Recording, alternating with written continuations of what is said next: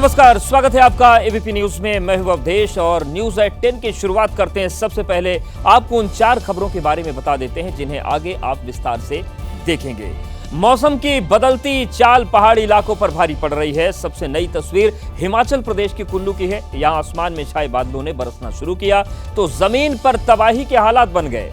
सैलाब के सामने जो कुछ आया वो सब कुछ बह गया। पहलगाम हमले पर बीजेपी के राज्यसभा सांसद रामचंद्र जागड़ा ने शर्मनाक बयान दे दिया। इस पर भी आपको विस्तार से जानकारी हम देंगे। तो शुरुआत करते हैं हिमाचल से। हिमाचल के कुल्लू में बारिश के बाद बाढ़ जैसे हालात बन गए हैं। 1.5 दर्जन के करीब गाड़ियां पानी में बह गईं। सड़कों पर तबाही जैसा मंजर दिखाई पड़ रहा है।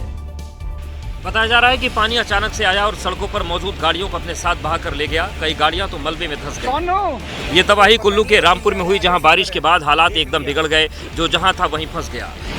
तस्वीरों में देखकर अंदाजा लगा सकते हैं कि सड़क पर किस तरह नदी बह रही थी, जो अपने साथ बड़ी मात्रा में मलबा लेकर आई, जिसमें कई गाड़ियां फंस गईं। इस बात की आशंका जताई जा रही है कि ऊपर कहीं पहाड़ी पर बादल फटने के बाद बाढ़ जैसे हालात हो गए। वहीं मौसम विभाग ने हिमाचल के कई इलाकों में ऑरेंज अलर्ट जारी किया है। पश्चिम बंगाल के वेस्ट मेदिनीपुर में एक गैस टैंकर में ब्लास्ट हो गया। ब्लास्ट से 7 लोग गंभीर रूप से घायल हो गए। धमाके से हर तरफ दहशत फैल गई। कई वाहनों को भी भारी नुकसान हुआ है। राष्ट्रीय राजमार्ग 16 पर खड़ा ये वही गैस टैंकर है जिसमें विस्फोट हो गया। ब्लास्ट के बाद टैंकर के पिछले हिस्से के छोटे छोटे टुकड़े हो गए।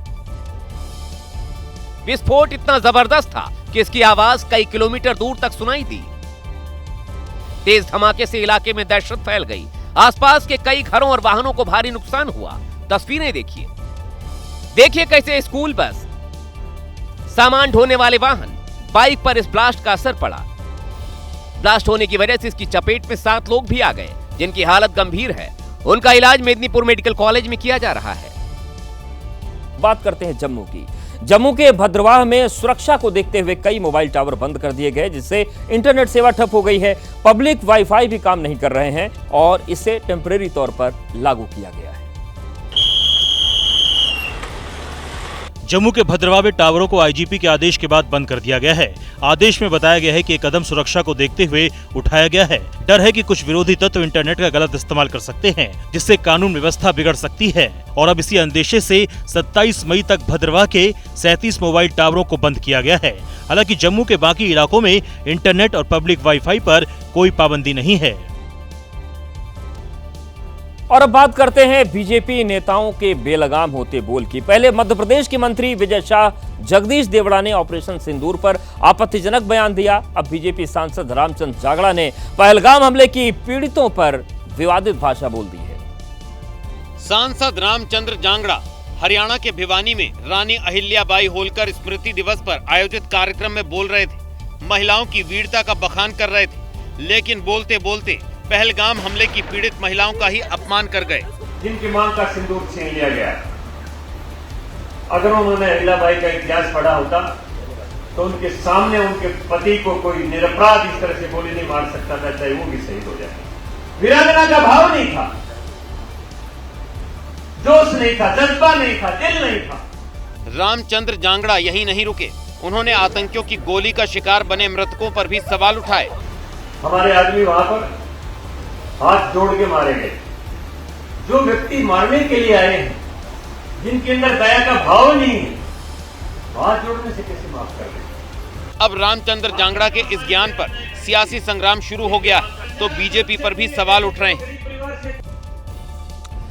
रामचंद्र जागड़ा के बयान पर कांग्रेस समेत विपक्ष के तमाम दलों ने बीजेपी की घेराबंदी शुरू कर दी है। कांग्रेस ने जागड़ा के बयान को अशोभनीय करार दिया है। कांग्रेस के राज्यसभा सांसद इमरान प्रतापगढ़ी ने जागड़ा के बयान पर पलटवार करते हुए बीजेपी पर सीधा प्रहार किया। किसी का परिवार मारा गया है, किसी का पति जो है शहीद हुआ है, किसी का सुहाग उजड़ा है, आप उसको लेकर के इतने असंवेदनशील कैसे हो सकते हैं? वहीं समाजवादी पार्टी ने सवाल किया कि क्या बीजेपी के अंदर अनुशासन नाम की कोई चीज है या नहीं। आखिर जहरीली जुबान बोलने वालों पर क्या कार्रवाई की जाएगी? भारतीय जनता पार्टी के राष्ट्रीय अध्यक्ष को और प्रधानमंत्री जी को और भारतीय जनता पार्टी के अन्य बड़े नेताओं को इन छुटभइयों के विवादास्पद बयानों पर लगाम लगानी चाहिए। रामचंद्र जागड़ा के वीरांगना ज्ञान पर लालू यादव की राष्ट्रीय जनता दल भी हमलावर है। आप सवाल खड़ा कर रहे हो, वो वीरांगना नहीं थी, जज्बा नहीं था, लड़ना चाहिए था। ये कैसा बेहुदापन का बयान है भाई? जांगड़ा के बयान को आधार बनाकर विपक्ष बीजेपी पर चौतरफा हमला कर रहा है। वहीं बीजेपी ने इस मुद्दे पर अब तक चुप्पी साध रखी है। बयान पर बवाल बढ़ा तो रामचंद्र जांगड़ा ने सफाई देने के मीडिया के सामने आए, लेकिन इस बार अग्निवीर योजना का हवाला देते हुए नया विवाद खड़ा कर बैठे। अगर उनके साथ टकरा जाते तो कुछ ना कुछ कम कैजुअलिटी होती। यही तो अग्निवीर योजना प्रधानमंत्री जी ने चलाई थी। अगर वहां का हर पर्यटक अगर अग्निवीर होता तो मेरी समझ में उन उग्रवादियों को घेर लेते, कम कैजुअलिटी होती। हिंदुस्तान को लहूलुहान करने से लेकर साजिशें रचने के लिए पाकिस्तान ने हिंदुस्तान में जासूसों का जो जाल फैला रखा है, धीरे धीरे उसकी परतें खुल रही हैं। ये जासूस जाल हिंदुस्तान के लिए कितना घातक और खतरनाक है, अब तक 10 से ज्यादा जासूस धरे जा चुके हैं और हर तीसरे दिन नए जासूस पकड़े जाते हैं। आज इनमें नया नाम शामिल हुआ है सहदेव गोहिल। सहदेव गोहिल को गुजरात के कच्छ से गिरफ्तार किया गया, जो पाकिस्तान को खुफिया जानकारियां साझा कर रहा था। इस गिरफ्तारी में एक कॉमन कीवर्ड है जो मौजूदा पकड़े गए 4 आरोपियों में से एक जैसा है, जिसे हमने नाम दिया है गद्दार गैंग का हसीना कनेक्शन। और उसके 4 मोहरे हैं, ये हारून, तुफैल, शहजाद और आज पकड़ा गया सहदेव गोहिल। इन चारों को पाकिस्तान ने हसीना कनेक्शन के जरिए अपने चंगुल में फंसाया और आरोप है कि उसके बाद उन्हीं हसीनाओं के नाम पर इन्होंने देश से गद्दारी करने में कोई गुरेज नहीं किया। गद्दार गैंग के हसीना कनेक्शन की एक परत अब खुल रही है, जिसमें आज सहदेव भी शामिल हो गया। अब हम आपको बताएंगे कि कैसे हसीनाओं के जरिए पाकिस्तान भारत में जासूस बना रहा है। रिपोर्ट देखिए। यही है गद्दारी के आरोप में शामिल सबसे नया नाम, सहदेव सिंह गोहिल। ये गुजरात के कच्छ में कहने को तो हेल्थ वर्कर का काम कर रहा था, लेकिन ये हिंदुस्तान की सेहत बिगाड़कर पाकिस्तान की सेहत दुरुस्त करने में लगा था। एटीएस को मिली जानकारी के मुताबिक सहदेव गोहिल बीएसएफ और नौसेना से जुड़ी अहम और गोपनीय जानकारियां पाकिस्तानी एजेंट को भेज रहा था। एटीएस के मुताबिक सहदेव से पाकिस्तानी घिनौनी ब्रिगेड की कोई महिला अदिति भारद्वाज के नाम से व्हाट्सएप के जरिए जुड़ी। उसके संपर्क में आने के बाद अदिति बताने वाली महिला ने सहदेव से बीएसएफ और नेवी से जुड़ी अहम जानकारियां और निर्माणाधीन क्षेत्रों की तस्वीरें मांगी थी। अदिति भारद्वाज करके एक नाम की लड़की व्हाट्सएप माध्यम से सहदेव सिंह गोहिल को संपर्क में आया था। बातचीत बढ़ी है, इसको कॉन्फिडेंस में लेके इसको पता चला कि पाकिस्तानी एजेंट थी। उसके बाद बीएसएफ एंड इंडियन नेवी का जो भी गुप्त कंस्ट्रक्शंस है और under construction as well as जो न्यूली कंस्ट्रक्टेड एरियाज है, उसका फोटोज और वीडियोस मांगी थी। एटीएस के मुताबिक आरोपी ने व्हाट्सएप के जरिए बिना सोचे समझे अदिति नाम की उस महिला के झांसे में फंसकर फोटो और वीडियो भेजना शुरू कर दिया। साल 2025 की शुरुआत में सहदेव गोहिल ने अपने आधार कार्ड से एक सिम खरीदी थी, जिससे एक नया व्हाट्सएप अकाउंट एक्टिवेट किया गया और उसका ओटीपी अदिति भारद्वाज को भेजा गया था। इसके बाद आरोपी ने नेवी और बीएसएफ के वीडियो, फोटो और जानकारी साझा की। इसी दरमियान किसी व्यक्ति ने गोहिल को 40,000 रुपए भी दिए। एक आदमी ने इनको 40,000 का रोकड़ भी इसको पहुंचा गया था। इसको ध्यान में लेते हुए इसके फ़ोन को हमने एफएसएल को भेजा गया था। उसका एनालिसिस करके हमको पता चला जो भी व्हाट्सएप जो अदिति भारद्वाज नाम से यूज़ करते थे, जो दूसरे नंबर एज वेल एज जो पहले नंबर था, वो दोनों पाकिस्तान से यूज़ किया गया था। सहदेव गोहिल के फोन की जब जांच की गई तो उसमें अदिति भारद्वाज के नाम से चल रहे मोबाइल के पाकिस्तान में इस्तेमाल किए जाने की जानकारी मिली। इसके बाद खुलासा हुआ कि सहदेव ने एक महिला के जाल में फंसकर पाकिस्तान तक संवेदनशील जानकारियां भेज दी। जांच अभी जारी है, हो सकता है कि सहदेव अभी और बड़े खुलासे करे।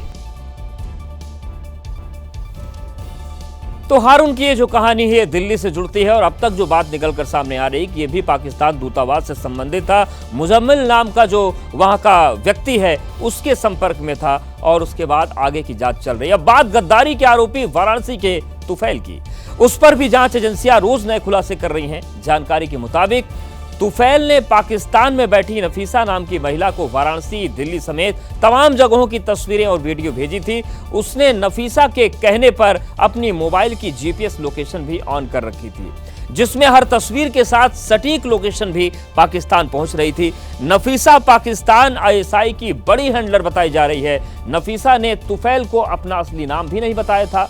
नफीसा तुफैल से कहती थी कि जहां भी जाया करो वहां से अपनी फोटो भेजा करो। मकसद था कि वहां की दूसरी फोटो को मंगाना जो तुफैल उसे भेजा करता था। जानकारी के मुताबिक तुफैल 19 व्हाट्सएप ग्रुप चला रहा था, जिनमें से कई पूरी तरीके से कट्टरपंथी विचार वाले थे, जिनमें गजवाए हिंद, बाबरी विध्वंस से जुड़े व्हाट्सएप ग्रुप शामिल थे।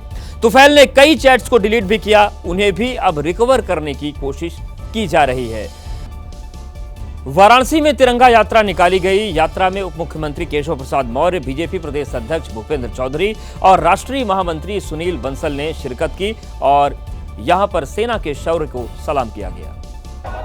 हाथ में तिरंगा और भारतीय सेना जिंदाबाद का जयघोष।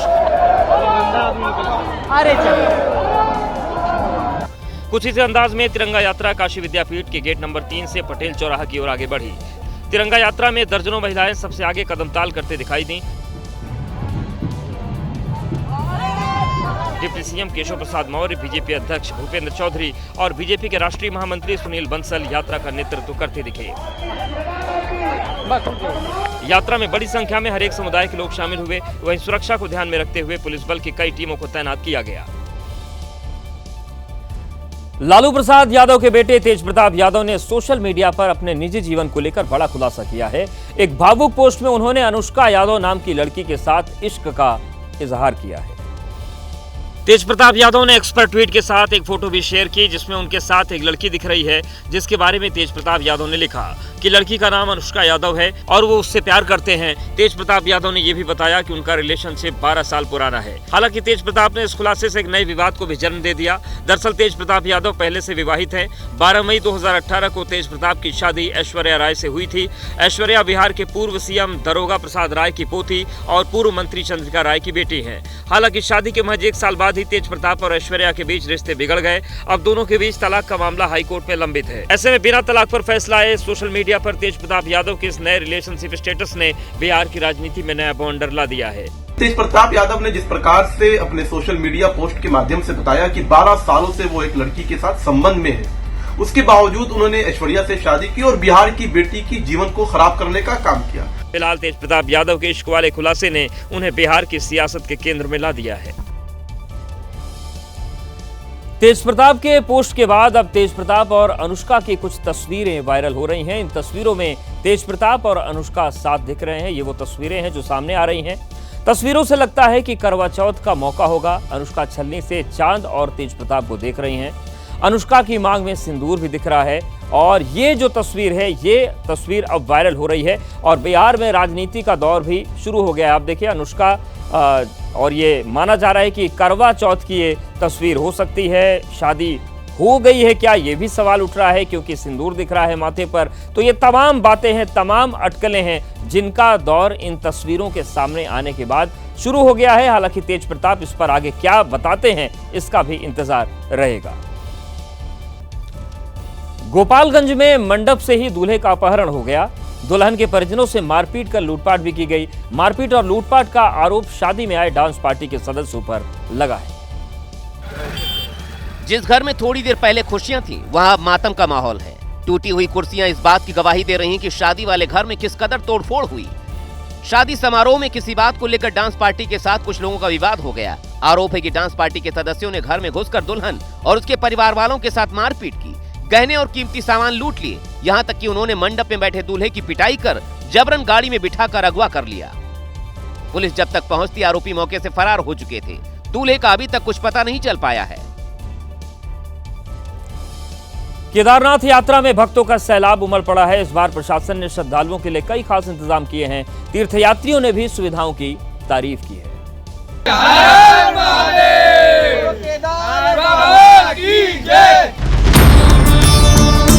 महज 22 दिन की यात्रा में अब तक करीब 5 लाख श्रद्धालुओं ने बाबा केदारनाथ के दर्शन कर लिए। यात्रा पड़ाव में आस्था का सैलाब देखने को मिल रहा है। सोनप्रयाग में सुबह से ही भक्तों की भारी भीड़ उमड़ रही है। ये सब इतना इजी से हो पा रहा है। बीच बीच में 1-1 किलोमीटर में चिकित्सा के जो कैंप्स है वो भी अच्छे हैं। गौरीकुंड से केदारनाथ धाम पहुंचने के लिए 19 किलोमीटर की चढ़ाई भरे पैदल रास्ते को पार करना होता है। हालांकि काफी श्रद्धालु घोड़ा, खच्चर, डंडी, कंडी और पालकी का सहारा भी लेते हैं। हजारों भक्त ऐसे भी हैं जो इस कठिन यात्रा को पैदल ही पूरा करते हैं। लोगों की सेहत का भी ख्याल रखा जा रहा है। प्रशासन की टीम हर जगह मुस्तैद है। दर्शन हमारे बहुत अच्छे हुए। यहाँ पर गंदगी भी नहीं है और स्वास्थ्य की देखभाल भी हो रही है जगह जगह पर। 12 ज्योतिर्लिंगों में बाबा केदारनाथ की यात्रा मुश्किल भरे रास्तों से होती है। इस बार टोकन सिस्टम से दर्शन की व्यवस्था की गई है। इससे श्रद्धालुओं को संभालना भी आसान हो गया है। पहाड़ी राज्य उत्तराखंड में मौसम कहर बरपा रहा है। इसके चलते रुद्रप्रयाग में तेज बारिश की वजह से नदी नाले उफान पर आ गए और कई वाहन क्षतिग्रस्त हो गए। गौशालाओं की छतें भी तेज हवाएं उड़ा ले गई। तस्वीरें सारी कहानी खुद बयां कर रही हैं। आंधी तूफान की वजह से 1 दर्जन से ज्यादा दोपहिया वाहन मलबे की चपेट में आ गए। केदारनाथ यात्रा मार्ग के अगस्त मुनि का ये वीडियो है। भारी भरकम बाइक और स्कूटी भी तेज हवाओं और मूसलाधार बारिश के बीच खुद को संभाल नहीं पाई और बह गईं।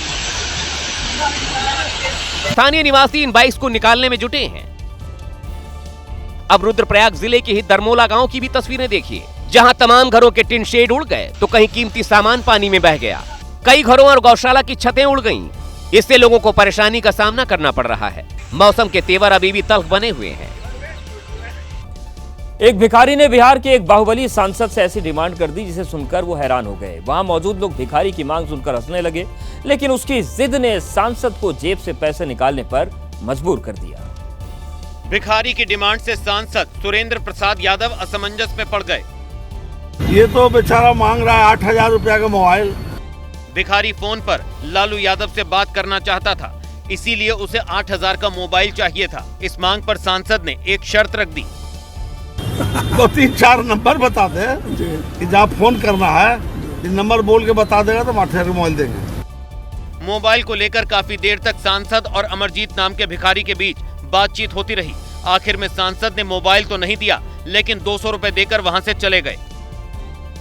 अब बात करते हैं मथुरा की। मथुरा के राधा कुंड क्षेत्र में साधु वेश में एक व्यक्ति इलेक्ट्रिक फैन ठीक कराने दुकान पर पहुंचा, लेकिन जब दुकानदार ने फैन खोला तो उसके होश उड़ गए और अब पुलिस जांच कर रही है।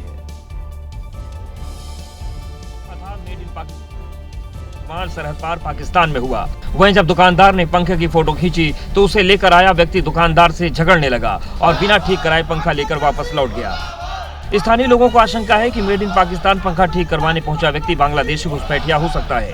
बहुत बांग्लादेशी अवैध रूप से रह रहा है और जिसकी हमने बार बार शासन को और प्रशासन को बहुत बार अवगत कराया है, लेकिन अभी तक कोई भी कार्रवाई नहीं हुई है। बांग्लादेशी घुसपैठ करने वाला एंगल इसलिए भी सामने आ रहा है क्योंकि 16 मई को ही मथुरा पुलिस ने ईंट भट्टों पर काम कर रहे 90 बांग्लादेशी घुसपैठियों को गिरफ्तार किया था। मानसून से पहले एमपी के इंदौर में बचाव की तैयारी शुरू हो गई है, जिसके लिए नगर निगम का बुलडोजर एक्शन में है और जर्जर मकानों को तोड़ा जा रहा है। इस दौरान पुलिस की भारी फोर्स भी मौजूद रही। कुछ इस तरह 3 मंजिला मकान ध्वस्त हो गया। पूरे इलाके में धूल ही धूल उड़ रही है। बुलडोजर फुल एक्शन में जर्जर मकान को तोड़ रहा है। ये इंदौर के छोटी ग्वाल टोली इलाके का वीडियो है। बरसात से पहले नगर निगम ने शहर के जर्जर और अवैध मकानों की एक लिस्ट बनाई। उसी लिस्ट में शामिल एक मकान को 2 बुलडोजर ने तोड़ डाला। नगर निगम का ये एक्शन शहर के अलग अलग इलाकों में चलाया जा रहा है ताकि बारिश से पहले आफत वाली इमारतों को गिराया जा सके। मध्य प्रदेश के गुना में अतिक्रमण हटाने गई टीम पर त्रिशूल से हमला हो गया, जिसमें टीआई सुरेश सिंह कुशवाहा घायल हो गए। उन्हें इलाज के लिए अस्पताल में भर्ती कराया गया है। दरअसल मधुसूदनगढ़ भोपाल रोड पर प्रस्तावित बस स्टैंड की जमीन पर लेखराज कुशवाहा